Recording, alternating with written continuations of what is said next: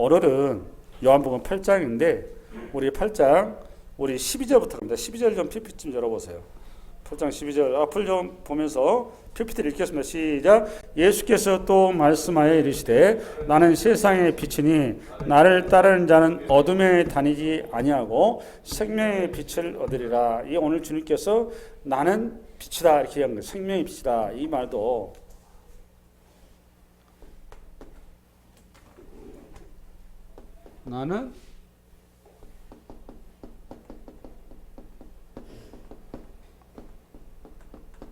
나는 이다거든요. 이게 에고에임이에요.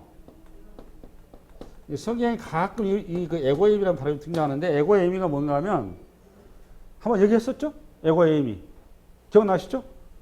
전혀 기억 없으면 곤란해요. 이런 것도 에고에임이 이게 구약으로 말하면 출애굽기 3장 14절에 보면 나는 스스로 있는 자. 모세가 당신 누굽니까? 내가 이스라엘 백성한테 가서 당신 소개해야 되는데 당신 뭐라고 소개합니까? 그랬더니 하나님께서 나는 스스로 있는 자다 이 말이죠. 그죠? 영어로 우리식으로 여호와 그랬어요. 그죠? 그러니까 우리는 여러분 자꾸 하나님의 이름을 여호와라고 자꾸 얘기했었는데 여러분 하나님 이름이 여호와 맞아요?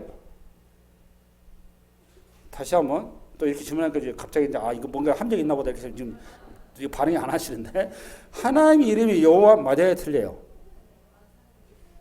맞다. 틀리다. 자꾸 간 보지 말고 있는 그대로 답하십시오. 하나님 이름이 여호와 맞다. 그럼 여러분 하나님 이름을 여호와라고 불렀으면서 그동안 여러분 뭐예요 그럼 지금까지? 우습잖아요. 그러니까 우리가 이런 자를 통해서 다시 한번 얘기해 줄 테니까 잘 정리하시기 바랍니다. 하나님의 성호는 없어요. 결론부터 얘기해서. 왜 없느냐? 하나님이라는 자체가 인간의 언어나 인간의 사고나 인간의 수준을 가지고 정의를 내릴 수 있다 없다? 없는 겁니다. 그러면 여호와란 말이 뭔 말이냐? 말 그대로 나는 스스로 이제 이 말이에요. 그러니까 하나님의 속성 중에 하나다 그 말이에요. 하나님은 거룩하신 하나님 볼 때 카도시라고 그러는데 여호와 카도시 이렇게 얘기하거든요. 아마 치료한 하나님은 여호와 라파. 그러면 거기 계신 하나님 할 때 여호와 샴마 이렇게 얘기하거든요. 이런 식으로 하나님에 대한 이름은 무궁무진하게 많아요. 오늘 좀 우리 안수생 오전에는 그 주소 가지고 와서 여호와 로페카 얘기하시던데 그걸 찾아보고 별도로 오면은 보고 말씀드릴게요. 예. 원래 거룩하다 할 때는 카도시예요. 카도시 하나님인데 아무튼 하나님 이름 제가 알고 있는 것마다 42가지인가 돼요. 여호와 로이 뭐 많습니다. 여호와 샬롬 많은데 하나님의 이름은 그 이름이 아니라 하나님 뭐다 여러분? 속성 중에 하나다 그 말이에요. 저기 됐습니까? 그러니까 우리가 여호와라 이 말은 하나님의 속성을 얘기한 겁니다. 엘로힘과 전능하신 하나님 그렇게 얘기하잖아요. 또 그죠? 예. 근데 여기 나는 나다 이 말 우리 지금 얘기하신 거는 쉽게 나는 하나님이다 그 말이에요. 근데 하나님인데 너희들이 알고 있는 빛, 내가 빛인데 나는 생명의 빛이다 이렇게 오늘 얘기하신 거죠. 정의를 지금 12절에 내려놓은 거예요. 그렇죠? 이 생명, 그러니까 왜 주님께서 느닷없이 8장 12절에 나는 생명의 빛이라 라고 얘기했느냐 하면 그 당시의 상황의 배경 속에 사신 얘기예요. 그럼 어떤 배경이냐? 요한복음 8장 1절에서 11절까지는 음행하다 잡힌 여인이 바리새인과 서기관들이 데려가서 예수님 이 여인을 현행범인데 돌로 쳐 죽여야 되는 거 율법에 돼 있는데 당신은 어떻게 생각하십니까? 라고 질문한 거잖아요. 그러니까 답은 이미 나와 있는 거예요. 바리새인과 서기관들은 모세 율법을 하면 돌로 쳐 죽여야 되는데 예수님한테 당신은 어떻게 생각하십니까? 해석을 물은 거잖아요. 이 말은 몰라서 물은 게 아니라 예수님을 함정을 넣기 위해서 물었다 이렇게 질문했어요. 그렇죠? 참 그 곤란한 상황에서 예수님께서 절묘하게 그 상을 넘어가시는 방식이 하나님의 권위를 드러내신 방식이었어요. 그렇죠? 예, 그러면서 글을 썼다고 그러는데 모든 학자들의 동의되는 그 함의는 십계명을 썼을 것이다라고 얘기를 합니다. 그런데 저는 다니엘서에 글자가 나타났던 저는 그거 같아요. 그 글자. 그게 훨씬 더 아마 사람 압도했지 않았겠는가. 아무튼 주님의 그 말씀이 굉장히 위험이 있었다. 그래서 감히 율법에 대해서 문자를 얘기하기 전에 그들이 압도되어서 한 사람 한 사람 물러설 수밖에 없었다라는 게 지난주 내용이죠. 여기서 이제 포인트가 팩트가 그거라면 오늘 본문에 연결돼서 지금 12절부터는 계속 1장 1절부터 11절까지 내용에 대한 해설서란 말이에요. 해설서. 그거에 대해서 이제 주님 하나하나 이제 신학적으로 풀어드린 건데, 그럼 왜 빛을 얘기했냐 이런 겁니다. 오늘 장소가 요한복음 8장 20절 한번 읽어볼래요? 20절 시작. 이 말씀은 성전에서 가르칠 때 헌금함 앞에서 하셨으나, 잠깐 어디서 했어요? 헌금함 앞에서. 앞으로 가보세요. 헌금함이 어딘가 하면 성전이 이렇게 생겼습니다. 이렇게 성전이, 여기가 지성소, 여기가 성소, 여기가 번제다 이렇게 되어 있어요. 이게 이제 이렇게 돼서 여기가 북쪽, 여기가 서쪽이죠. 서쪽이가 지성소가 있어요. 여기로 들어가, 동쪽으로 문이 들어가는 거죠. 그러고 나서 외곽 성소에 이제 그 문이 이렇게 울타리가 있는데, 지성소는 대제사장만 들어가는 거죠. 성소까지 여기는 제사장밖에는 못 들어가는 거잖아요. 그죠? 그 다음에 번제단까지는 여기는 일반 이스라엘 남자들은 들어가요. 그래서 여기 이 구역까지 뭐라 그러냐, 이스라엘 남자들의 그 뜰, 그래요. 남자의 뜰 이렇게 정의 내립니다. 그 다음에 이렇게 딱 또 한 구역에 나와요. 이스라엘 남자들이 들어간 데는 또 누가 못 들어가느냐, 여자들이 못 들어가요. 그래서 여기 구역까지는 이스라엘 여자들의 뜰 이렇게 얘기합니다. 그 다음에 이제 요 나머지 구역은 뭐냐, 이거는 이방인의 뜰 이렇게 합니다. 여러분이 그 성경에 나오는 솔로몬 행각 나오죠? 솔로몬 행각은 어딘가 하면, 이렇게 해서 이제 그 경복궁 가보면 바깥에 이렇게 쭉 행각 있죠? 경복궁 가보시면 그거 얘기하는 겁니다. 솔로몬 행각이라는 게. 이해되셨죠? 네, 거기에서 베드로가 사도행전 보면 설교를 한 거예요. 그러니까 성경에 설교했다고 하면 거기 설교했다 그 말이에요. 거기 사람들이 많이 모여드니까. 오늘 그러면 20절에 나오는 헌금함 앞에서 주님이 성전에서 가르쳤는데, 성전 중에서도 여기 전체 성전이라고 얘기한단 말이에요. 성전 중에서 예수님께서 어디서 가르쳤느냐, 헌금함이라고 지명을 해서 헌금함이 어디냐, 여인의 뜰을 얘기하는 겁니다. 여인의 뜰. 여기 여자리. 이방인은 못 들어오고 이스라엘 여자까지 들어갈 수 있는 죠. 그러니까 그 가늠한 여자를 거기 들어가가지고 정죄를 한 거잖아요. 그렇죠? 근데 여기에서 또 하나의 배경이 뭐였느냐, 초막절이었죠. 뭐였었다고 여러분? 네, 초막절인데, 이 초막절날 이스라엘 그 행사를 뭐 어떻게 하냐면, 한 2, 3km 되는 거리에 이제 실로암이라는 못이 있습니다. 실로암 못에서 물을 떠다가 번제단에 버드나무 가지를 이렇게 꽂아놓고 물을 떠다가 여기다가 물을 부어요. 그러니까 물의 향이라고 제가 얘기했죠. 이게 쭉 행렬을 하면서 이렇게 호산나 우리 식으로 해서 오리를 구워놨어 그 말이에요. 오리를 구워가면서 그걸 하면서 이 쭉 이렇게 와가지고 연도로 와서 여기서 돌면서 물을 뿌렸다고. 이거를 며칠 동안? 7일 동안 했어요. 7일 동안 했고, 마지막 날은 7번을 돌았다고 얘기했었죠. 기억나시죠? 그러니까 초막절이 사실상 무슨 향이라고 내가 얘기했는가 하면 물의 향이라고 얘기했단 말이에요. 그래서 이 물을 그들이 이렇게 의식하고 있어서 예수님께서 나는 진짜 물이 생수다, 그 얘기를 한 거예요. 예수님께서. 정리되셨죠? 그러니까 오늘은 또 그다음에 빛을 얘기하는데, 이 빛도 마찬가지로 초막절과 관련된 행사예요.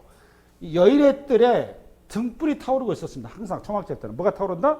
등불이 타올라요. 그러면 이 행로가 이렇게 제사의 나팔로 쭉 갈 거 아닙니까? 가면은 여기서 이 등불을 돌면서 춤을 췄다고 그래요. 지금도 이렇게 한답니다. 그때 당시에 이제 소위 말해 이게 초막 행사란 말이에요. 그 불을 보면서 진정한 불은 나다 그 말이에요. 예수님이 그 얘기한 거예요. 그러면서 오늘 생명의 빛으로 내가 생명의 빛이다 그 얘기한 겁니다. 요한 8장 12절 다시. 8장 12절 시작. 예수께서 또 말씀하여 이르시되 나는 생명의 빛이니 나를 따르는 자는 어둠에 다니지 아니하고 생명의 빛을 얻으리라. 잠깐, 우리 주님께서 여기서 또 이렇게 어려운 용어를 쓰셨습니다. 이 본문에 어려운 용어, 무슨 용어를 썼는가 하면 이런 거예요. 지금은 이제 안에 예수님 하고 나서 의도를 물어야 되겠죠. 여기 지금 우리 주님께서 빛은 빛인데 생명의 빛이에요. 그렇죠? 이 빛에 대비된 게 오늘 본문에 뭐가 나와요? 12절에? 그렇죠. 어둠이 나오죠. 어둠은 성경에서 뭘 의미하는가 하면 사망과 죽음을 얘기하는 겁니다. 다시 한번, 어둠이라 하면 이거는 사망과 죽음이에요. 죽음. 그러니까 어둠의 끝자락은 항상 사망과 죽음인데, 예수님께서 당신은 빛인데 이 어둠을 물리치는 생명이다 그 말이에요. 그러니까 생명과 뭐가 대비되는 거죠? 죽음, 사망과 대비된다 그 말이에요. 이 얘기를 왜 했느냐? 이스라엘 백성이 조금 전에 8장 1절에 11절에 간음한 여인을 데리고 와서 돌로 쳐 죽이라고 그랬죠? 그럼 요거는 어디에 해당하는 거예요, 여러분? 그렇죠. 왜? 죽음인 거잖아. 돌로 죽이기 하기 요거 뭐죠? 이렇게 보니까 율법이었었죠? 그렇잖아.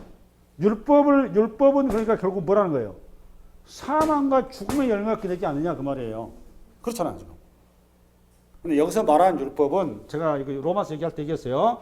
율법의 형식과 율법의 내용으로 구분하라고 했습니다. 제가 분명히. 여기에서 말하는 율법의 형식을 얘기한 거예요. 그러니까 너희들은 지금 율법의 껍데기만 붙들고 있다 그 말이에요. 껍데기만 붙들고 있다 보니까 그게 뭘로 가더라? 어둠, 죽음으로 가더라 그 말이에요. 근데 나는 율법의 실체인 생명으로 왔다 지금 이거 이렇게 얘기한단 말이에요. 그 얘기를 이렇게 한 거예요 지금. 그러니까 이스라엘 백성들하고 우리처럼 말하면 신학 공부 시킨 거예요. 신학 공부를. 구약에 너희들이 모세를 통해 주었던 그 율법이 법이라고 하는 툴 때문에 율법이 형식이 갖는 의미는 정죄하고 판단하고 찌르고 그래서 결국은 율법의 끝자락은 정죄이기 때문에 죽음이란 말이에요. 그렇죠? 죽어야 마땅한데 그 죽음의 끝자락을 붙들면서 그 가수밖에 없는 그 현실 앞에 눈을 떠서 진정으로 율법이 추구하고 원하는 방향이 뭐냐 그 말이에요. 뭡니까 여러분? 생명을 붙들려고 그 말입니다. 생명. 율법에 궁극적으로 붙들려고 하는 목적지는 죽음이 아니라 그 현실에 눈을 떠서 진정한 죽음과 사망을 해결할 메시아, 그 메시아를 소망하라라고 준 게 뭐다? 율법이다 그 말이에요. 그 얘기를 이렇게 한 거예요. 할렐루야. 이어서 13절. 13절 시작. 바리새인들이 이르되 너가 너를 위하여 증언하니 내 증언은 참되지 아니하다. 여기서 이 증언 갑자기 증언이란 말이 왜 나오는가 하면 나는 나다 그러니까 이게 나온 겁니다. 나는 생명의 빛이다 이렇게 얘기 나오니까 자기 스스로 자기를 증언한 거란 말이에요. 그러니까 지금 바리새인들이 시비를 건 거란 말이에요. 왜 증언이 참되지 않느냐 그 이유가 14절 시작.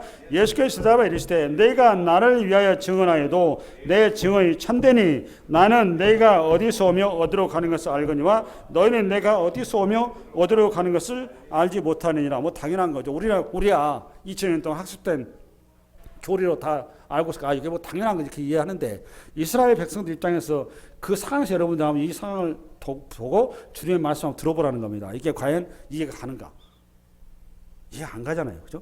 이어서 15절 시작. 너희는 육체를 따라 판단하나 나는 아무도 판단하지 아니하니라. 이 15절도 뭐에 대한 해석인가 하면 간음한 여인에 대한 해석이에요. 번역 뭔가 하면 육체를 따라 판단한다 그 말은 우리가 생각하는 그런 물리적 육체를 얘기한 게 아닙니다. 은유법이에요. 너희들은 세상의 가치, 세상의 법, 세상의 윤리, 도덕을 기준으로 해서 그 여인에게 돌을 파매질해서 죽이라고 얘기했는데 그 말이에요. 그런데 나는 아무도 판단하지 아니야. 우리 주님께서 판단하지 않는다 그 말이 무슨 말이에요? 나는 뭐를 그에게 정죄하지 않겠다 그 말이잖아요. 쉽게 해서 그를 살려주겠다 그 말이에요. 그러니까 이 양극단의 표현을 이렇게 쓰는 겁니다. 너와 나의 차이가 이거다 그 말이에요. 너희는 육체를 따라 판단하나 나는 아무도 판단하지 않으라. 나는 하나님이다. 나 하나님 그렇다 그 말이에요. 이어서 16절 시작. 만일 내가 판단하여도 내 판단이 참되니 이는 내가 혼자 있는 것이 아니요 나를 보내신 이가 나와 함께 계심이라. 그러니까 17절 너희 율법에도 두 사람의 증이 참되다 기록되었으니 내가 나를 위하여 증언하는 자가 되고 나를 보내신 아버지도 나를 위하여 증언하시느니 그러면 권사님 우리 주님께서 잠깐 여러분 신명기 17장 6절 PPT 있는가? 앞으로 시작. 죽일 자를 두 사람이나 세 사람의 증언으로 죽일 것이요 한 사람의 증언으로는 죽이지 말 것이며. 굉장히 그러니까 살인에 대해서 신중한 판단하라 그 말이잖아요. 살인하기 그러니까 우리식으로 말하면 사형을 언도하려면 최소한 몇 명의 증인이 필요하다? 2명. 그렇죠? 굉장히 그러니까 그때 당시 이렇게 이 모세 율법이 뭐 3,500년 전이니까 굉장히 그 인권이 확보된 시대 아닙니까? 그렇죠? 요즘 시대도 이 공산당 이쪽 가보면 그냥 인권이 없지 않습니까? 근데 그 시절인데도 불구하고 3,500년 시대에 아주 이렇게 인권이 그렇죠? 예. 그러니까 두 사람의 증인이 있어야 한다. 여러분 혹시 민수기 35장 30절 있는가? 읽었어요. 시작. 사람을 죽인 모든 자 곧 살인한 자는 증인들의 말을 따라서 죽일 것이나 한 증인의 증거만 따라서 죽이지 말 것이요. 또 나오잖아요. 몇 명의 증인이 필요하다? 2명. 그렇죠. 이 외에도 많습니다. 많은데 오늘 여기서 가면 오늘 이스라엘 백성들이 오늘 예수님께서 나는 나다 그러니까 네가 네 혼자 스스로 네가 나는 나다 그러면 그게 말이 되냐? 모세 율법 보니까 증인이 있어야 되지 않느냐? 증인 2명을 세워봐라. 여기 나온 거란 말이에요. 그 말 끝에 우리 주님께 대답이 18절. 시작. 내가 나를 위하여 증언하는 자가 되고 나를 보내신 아버지도 나를 위하여 증언하시나. 그러니까 예수님께서 2명을 대라 하니까 2명을 댔죠. 누구예요? 보니까 예수님과 성부 하나님. 그렇죠. 그러니까 우리 주님께서도 상대방이 말씀을 가지고 오니까 우리 주님도 뭘로 대응하는 거죠? 말씀으로 대응하는 거예요. 그러니까 여러분들도 상대방이 말씀으로 이렇게 치고 오면 여러분도 뭘로 치고 가는 거죠? 말씀으로 치고 가야 되는 거예요. 그러니까 우리 주님께 윽박지르지 않으시잖아요. 보면 항상 성경을 가지고 말씀을 가지고 조막조막 이렇게 한단 말이에요. 할렐루야. 그 다음에 이제 19절 시작. 이에 그들이 묻되 내 아버지가 어디 있느냐?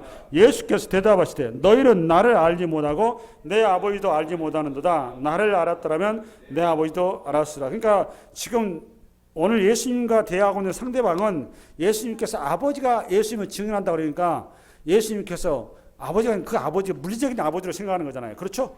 예, 근데 우리 주님께서 그 아버지는 영적인 아버지 얘기한 거죠. 예, 지금 계속 엇박자가 오는 거예요. 20절. 이 말씀은 성전에서 가르칠 때 헌금함 앞에서 하셨으나 잡는 사람이 없으니 이는 그의 때가 아직 이르지 아니하였습니다. 여기서 그의 때가 뭐죠?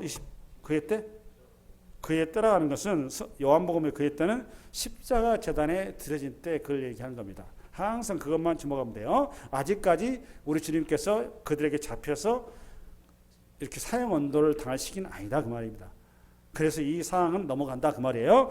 그 다음에 21절 시작. 다시 이르시되 내가 가리니 너희가 나를 찾다가 너희 죄 가운데서 죽겠고 내가 가는 곳에는 너희가 오지 못하리라. 유대인들이 이르되 그가 말하기를 내가 가는 곳에는 너희가 오지 못하리라니 그가 자기라는가. 그러니까 이것도 지금 물리적으로 이해한 거란 말이에요. 그렇죠? 원뜻이 무슨 뜻이죠? 21절에 보니까 그러니까 이 말은 나를 찾다가 너희들이 구세주를 찾다가 찾지 못하고 내가 구세주를 왔는데 바라보지 못하고 결국은 너희들이 사망으로 간다 그 말 이렇게 쓴 거예요. 그렇죠? 그러니까 나를 영접할 수 있다 없다 못한다 그 말이에요. 지금 그 얘기를 쓴 거예요. 그 다음에 어디를 정하는가 하면 그 다음에 그러한 그 뒤 내용도 쭉 그런 내용이니까 오늘 설교를 제가 줄인다고 말씀드렸잖아요. 약속을 지키기 위해서 31절을 점프합니다. 점프. 빨리 가겠습니다. 30절 시작. 그러므로 예수께서 자기를 믿는 유대인들에게 이르시되 너희가 내 말에 거하면 참으로 내 제자가 되고 진리를 알지니 진리가 너희를 자유롭게 하리라. 기가 막힌 본문이죠. 너무너무 잘하는 본문. 이 진리. 지금부터 진리에 대해서 오늘 개념 정리를 하고 가겠습니다. 그러니까 왜 우리 주님께서 진리를 갑자기 여기서 나왔는가라는 게 중요한 거잖아요. 왜 그런가 하면 진리라는 단어를 유대인들이 너무너무 잘 알고 있어서 그래요. 진리에 대해서 어떻게 알고 있느냐. 구약에서 진리라고 하면 아만이라는 단어거든요. 진리 그러면 어떻게 이스라엘에서 이해하는가 하면 우주의 중심인 하나님, 그 하나님의 불변하시고 영존하신 본성, 그거를 진리 이렇게 이해했단 말이에요. 그러면 진리 그러면 이스라엘 백성들은 성부 하나님 얘기하는 거죠? 맞아요, 틀려요. 성부 하나님이 성부 하나님을 알면 진리가 너희를 자유케 하리라. 지금 유대인식으로 얘기하면 그렇게 된단 말이에요. 저기 되셨죠? 그러면 저와 여러분이 얘기하는 우리 한국적인 언어로 진리가 뭐죠? 내가 사전을 찾아보니까 이렇게 돼 있더라고. 진리 이렇게 보더니 참된 이치, 참된 도리 이렇게 돼 있더라고요. 이 사전 찾아보니까. 그리고 좀 더 이거 풀어놨는데 언제, 어디서나, 누구나, 그 다음에 승인할 수 있는, 그러니까 도움이 되는 그 말이죠.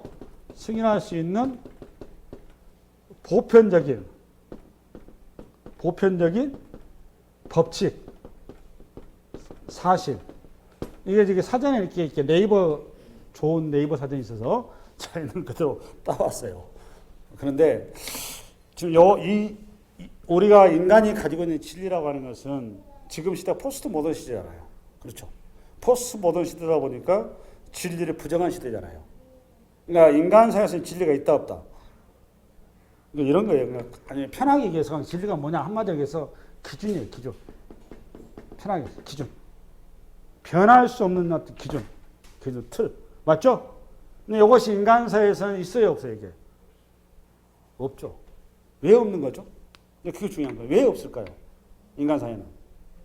인간 사회는 항존한 것이 없어서 그런 겁니다. 항존하지 않기 때문에. 죄로 인해서. 그렇죠? 이해 가시나요? 저와 여러분은 죄로 인해서 우리는 시간 속에 갇혔다고 그랬단 말이에요. 시간에 갇혔다 그 말은 우리는 죽음이라고 하는 목적지에 갈 수밖에 없다. 철학이 뭔가 하면 죽음이 뭐냐라는 거예요. 인간은 뭐냐. 그게 철학 아니에요. 그에 대한 답을 그러니까 세상에서 답이 있다 없다. 없어요. 그러니까 당연히 진리에 대한 기준이 없을 수밖에 없는 겁니다. 진리가. 포스트 모던 시대예요. 그러니까 동성애 같은 경우도 어떨 땐 된다, 어떨 땐 안 된다. 뭐 이런 거잖아요. 여러분 불과 몇십 년 전만 해도 결혼은 진리였단 말이에요. 그럼 요즘 시대 결혼은 진리가 아니에요. 요즘 젊은 사람들한테 결혼해도 되고 안 해도 되고 지금 그런 거잖아 지금. 뭐 이 시대가 그렇잖아요 지금. 그러니까 끊임없이 인간의 가치라고 하는 거는 상황에 따라서 상황론으로 바뀌는 거예요 이게 지금. 오직 진리는 그러니까 하나님밖에 없는 거예요. 결혼택에서. 할렐루야? 예, 진리. 그러면 신약적 용어로 진리는 뭐냐? 알레데이아라는 단어인데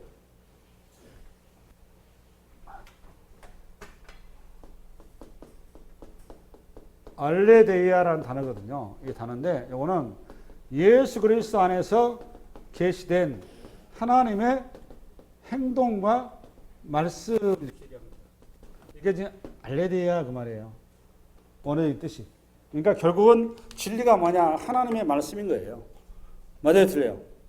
맞아요, 틀려요. 신학적인 용어로 진리는 하나님의 말씀인 겁니다. 그러니까 진리를 알지 진리가 너희를 자유롭게 하리라 그 말은 하나님이 너희를 자유롭게 한다 그 말이에요. 간단하게 해서 편하게 해서.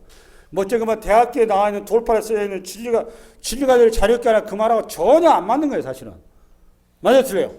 그런 내용이 아니라 오늘 이제 본문 해석을 들어가는데 이제 33절 시작. 그들이 대답하되 우리가 아브라함의 자손이라 남의 종이 된 적이 없거늘 어찌하여 우리가 자유롭게 되리라 하느냐. 그러니까 이게 지금 뭔 소리인가 하면 이스라엘 백성들 입장에서는 아만 아까 히브리어로 아만이었었죠. 영존하신 벌별하신 그 하나님이 진리라고 믿고 있단 말이에요. 성부 하나님이. 그 하나님의 백성인 우리가 무슨 놈의 자유가 필요하냐 이 말이에요. 이해되시나요? 이 상황이 이스라엘 백성은 물리적으로 지금 식민지 국가잖아요. 어디 식민지죠? 로마에. 맞아요, 틀려요? 이스라엘이라는 역사는 다윗 왕과 솔로몬한테 빠져나고 나서 그 다음부터는 흑역사예요. 쓸만한 시간이 거의 없었습니다, 이스라엘은. 수르바벨에서 수르바벨 성전이 회복이 됐지만 고레스 칭령에서 이스라엘 독립국가 된 건 아니란 말이에요. 맞죠? 그 마카비 혁명이라 한 150년 정도 잠깐 반짝해서 그때 국가의 어떤 독립국가 있는 정도였었지 나머지 역사는 전부 다 쉽게 해서 국가의 존재가 있었던 건 아닙니다. 그냥 신앙으로서 그들이 한 국가 공동체를 이루어왔던 것이지 정치적으로 독립된 게 아니었단 말이에요. 이스라엘 그 당시에도 로마의 식민지이지 국가가 사실상 속국이지 독립국가는 아니란 말이에요. 그렇죠? 그럼 이미 이들은 종살인 거지 자유인 아니란 말이에요. 그렇잖아요. 네, 그런데도 오늘 불구하고 이스라엘 백성들의 생각에는 자기는 한 번도 종이라 생각 안 했다 그 말이에요. 그럼 여기서 말하는 그들이 생각하는 종이 아니다. 자유라 생각 뭔 생각이냐 이런 거죠. 이스라엘 백성 항상 무슨 생각을 하는가 하면 아브라함의 하나님, 이삭의 하나님, 야곱의 하나님과 소위 말하는 언약이 맺어 있는 거죠. 그렇죠? 이걸 언약의 상징으로 할례라는 거잖아요. 할례. 그래서 할례 받은 백성은 할례라는 표가 그들의 구원의 표이고 선민의 표로 특권한 어떤 딱지로 이것이 우리식으로 말하면 부적처럼 이해를 했었어요. 그러니까 이스라엘 사람들은 할례를 받으면 그걸로써 할례가 구원의 표로 이해했다 그 말이에요. 정리되시죠? 예.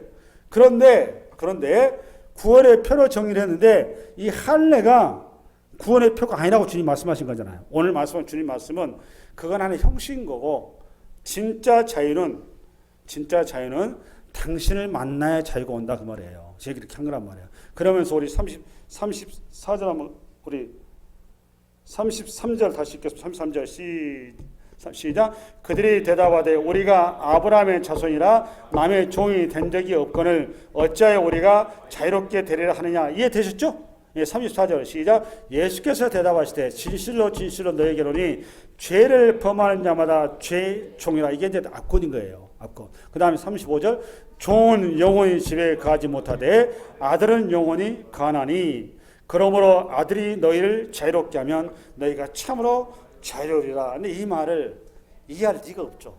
여러분들 이해 가세요? 이 말이 지금? 이해 가세요?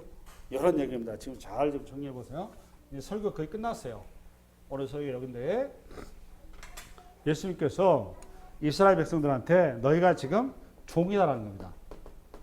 근데 이스라엘 백성들은 이스라엘 유대인들은 한 번도 자기들이 종이라는 생각을 안 가지고 있단 말이에요. 왜 안 가지고 있다고 그랬죠? 아브라함의 피를 가지고 있어서 할례증이 자기들은 항상 자유이다. 신앙의 영적인 자유를 이렇게 이해했단 말이에요. 저기 되셨죠? 근데 우리 주님께서는 아니다. 너희 종이다. 뭘 종이냐? 죄의 종이다. 그 말이죠. 우리 주님께서. 그죠? 그럼 죄의 종에서 벗어날 수 있는 유일한 길은 예수 그리스도를 영접해야 된다. 그 말이에요. 지금 얘기가. 그럼 예수님께서는 그럼 뭐기 때문에 영접해야 되느냐? 예수님께서 진리다. 그 말이에요. 그럼 진리가 뭐 아까 누가 진리라고 그랬죠? 성부 하나님. 맞죠? 그러면 성부 하나님만 진리냐? 예수님도 진리란 말이에요. 누구도 또 진리일까요? 성령님도 진리예요. 지금 제가 잠깐 찾아가봅시다. 성경 찾아갑시다. 요한복음 지금 찾으세요. 1장 14절. 졸릴 때는 성경이 최고예요. 1장 14절 찾았으면 아멘. 142페이지 찾았습니까? 지금 PPT 없습니다. 지금부터 하나 찾아가면 시작.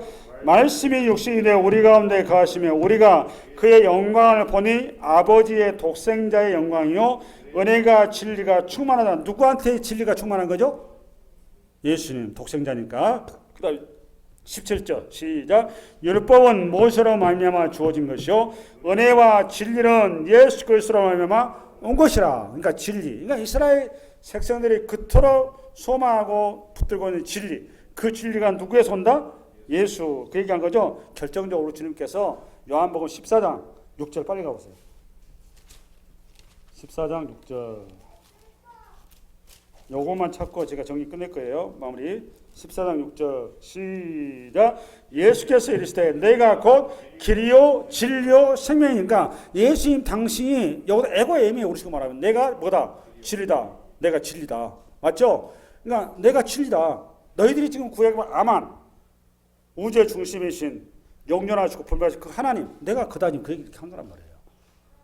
그러면 성부 하나님은 어디 나오느냐? 요한복음 17장 17절. 요한복음 17장 17절. 폈으면 하면 177페이지. 앞에 나왔네. 앞에 와보세요. 시작. 그들을 진리로 거룩하게 하옵소서. 아버지의 말씀은 진리이다. 그러니까 여기 아버지가 누구죠? 성부 하나님. 하나님의 말씀이 진리니까 말씀이 육신이 되어 있다고 하신 그 말씀이 예수님이었죠. 말씀과 예수님이 등가를 시켰죠. 여기다 말씀과 아버지를 등가시킨 거잖아요. 그러니까 아버지가 뭐다? 진리다. 결정적으로 어디를 가는가 하면 요한복음 18장 37절. 앞으로 가보세요. 앞으로 시작. 빌라도가 이르되 그러면 너가 왕이 아니냐? 예수께서 대답하시되 내 말과 같이 내가 왕이니라. 내가 이를 위하여 태어났으며 이를 위하여 세상에 왔나니 곧 진리에 대하여 증언하려 함이라. 잠깐 우리 주님께서 진리에 대해 증언하러 왔답니다. 맞죠? 여기서 진리가 누구죠? 예수님이라 얘기할 줄 알았어. 예수님이 당신 증언하러 온 게 아니에요. 여러분. 예수님은 당신을 한 번도 나타내신 일이 없어요. 예수님이 항상 나타내는 누굴 나타내는 겁니까? 성부 하나님. 여러분 명심하십시오. 목사를 나타내면 안 되겠죠? 누굴 나타내는 거죠? 예수님. 성도님 나타내면 안 되죠? 누굴 나타내야 되죠? 예수님. 예수님이 그 본을 보였단 말이에요. 진리를 증언하러 온 거야. 진리는 성부 하나님을 증언하러 왔다 그 말이에요. 안나니 아니라 바로 진리에 속한 자는 내 음성을 들으니까 하나님께 속한 자는 예수의 음성을 듣게 돼 있다 그 말이에요. 하나님 백성. 그 얘기를 한 거란 말이에요. 할렐루야. 그러니까 성부 하나님 뭐다? 진리다. 마지막으로 성령 하나님인데 우리 요한복음 14장 17절 찾아갑니다. 14장 17절 172페이지 172페이지 빨리 끝냅시다. 저 빨리 끝내고 싶으니까 114장 몇 절? 17절 폈습니까?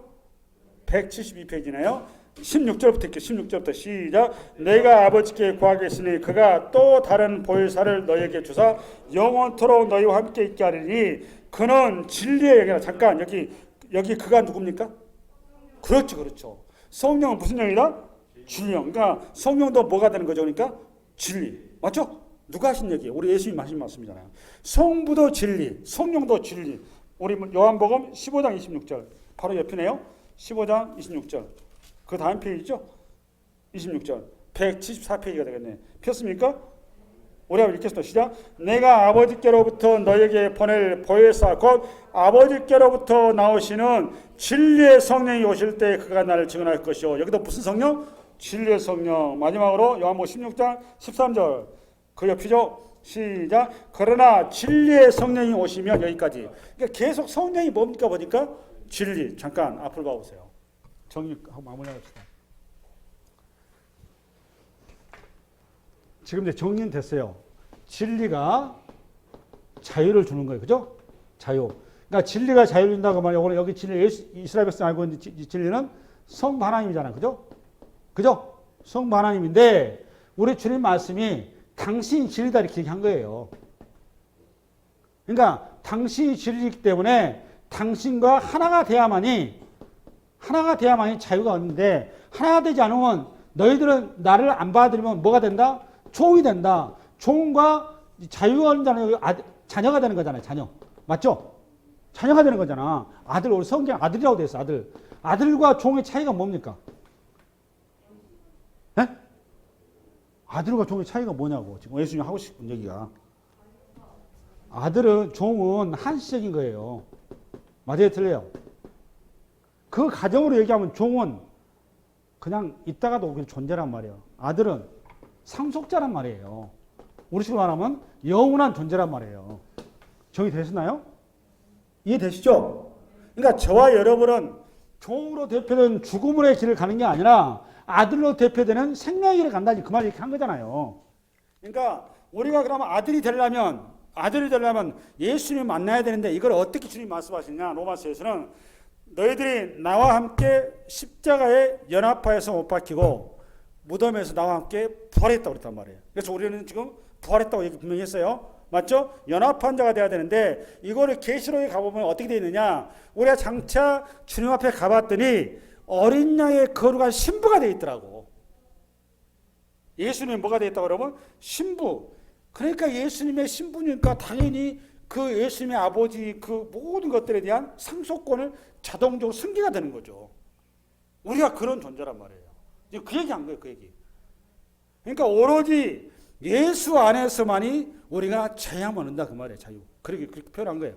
그럼 이 자유는 물리적으로 영적인 자유를 뛰어넘어 이제는 우리가 영혼 육간의 모든 범사에 여러분이 자유로운 자로 세워지는 은혜가 있기 바랍니다. 예, 수고하셨습니다.